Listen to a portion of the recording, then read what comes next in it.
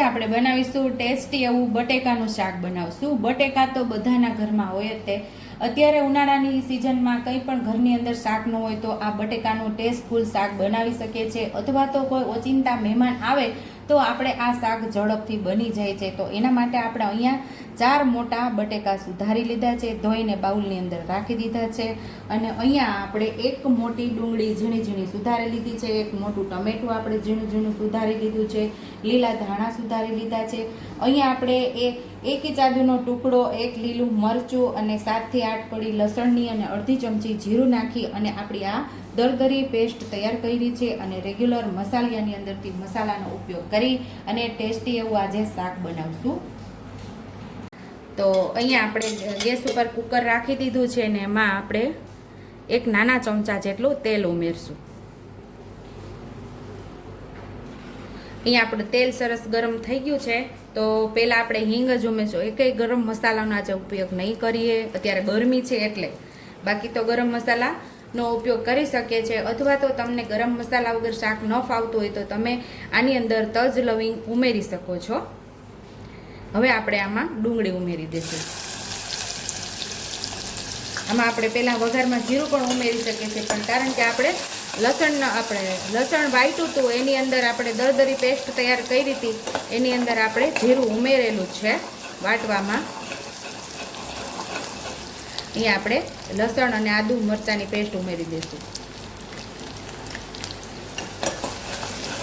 જો એની અંદર જીરું છે જ એટલે આપણે વઘારમાં જીરું નથી ઉમેરેલું। સરસ આપણે ગુલાબી કલર આવે ત્યાં સુધી આપણે એને સાતળી લેવાની છે ડુંગળીને।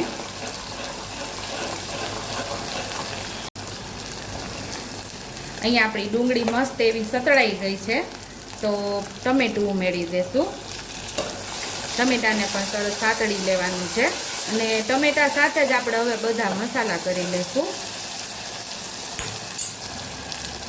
અહીંયા આપણે 1 ચમચી જેટલું લાલ મરચું પાવડર ઉમેરશું, 1 ચમચી ધાણા જીરું ઉમેરશું, અડધી ચમચી હળદર ઉમેરશું, સ્વાદ મુજબ આપણે મીઠું ઉમેરશું।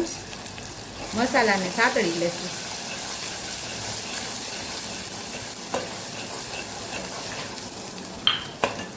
સાતળવામાં લીલા ધાણા થોડા ઉમેરશું એટલે મસ્ત એવો આપણો ધાણાનો સ્વાદ આવી જશે।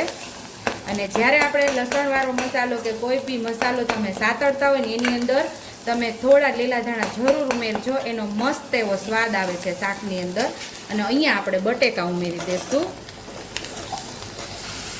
બટેકાને સરસ મસાલા સાથે આપણે સાતળી લેવાના છે।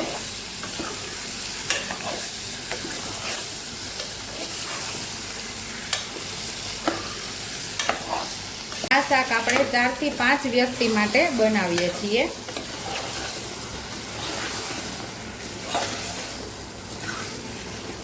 તો મસાલા સાથે આપણું આ બટેકાનું શાક સરસ સતળાઈ ગયું છે। બટેકા મસ્ત એવા મસાલાથી કોટ પણ થઈ ગયા છે। અહીંયા હવે આપણે જે પ્રમાણે તમારા ઘરની અંદર રસો ખાવતો હોય એ પ્રમાણે અહીંયા આપણે પાણીનો ઉપયોગ કરવાનો છે, એટલે કે પાણી ઉમેરવાનું છે। 1 મિનિટ આપણે આને ગ્રેવી સાથે આપણે સાતળી દીધા છે।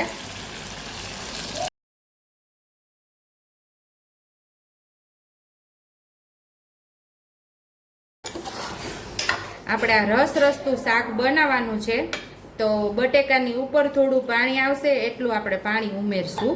બસ આટલું પાણી ઉમેરશું એટલે તમારે જો રસરસતું શાક કરવું હોય ને તો આટલું પાણી ઉમેરવાનું અને કુકર બંધ કરી અને આપણે 3 સીટી લઈ લેશું।